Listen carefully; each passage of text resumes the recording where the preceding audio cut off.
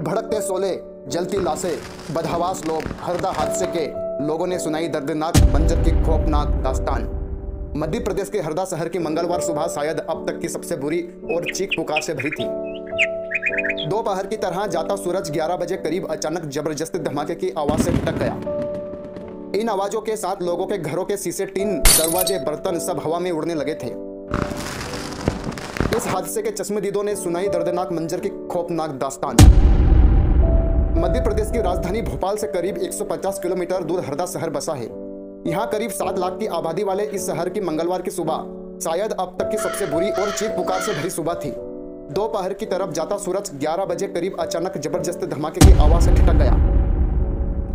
यह धमाके की आवाज इतनी ताकतवर थी कि 10 किलोमीटर दूर तक इसकी आवाजें सुनाई दे रही थी। इन आवाजों के साथ लोगों के घरों के शीशे, टीन, दरवाजे, बर्तन सब हवा में उड़ने लगे थे और कुछ पल के लिए तो शुरू में ऐसा लगा जैसे कोई बम ब्लास्ट हुआ हो। लेकिन फिर जब इस इलाके से इस तरह शोले उठने लगे तो यह हर एक को अंदाजा हो गया कि किसी चिंगारी ने बारूद की फैक्ट्री यानी पटाखे के कारखाने में जाकर दस्तक दे दी।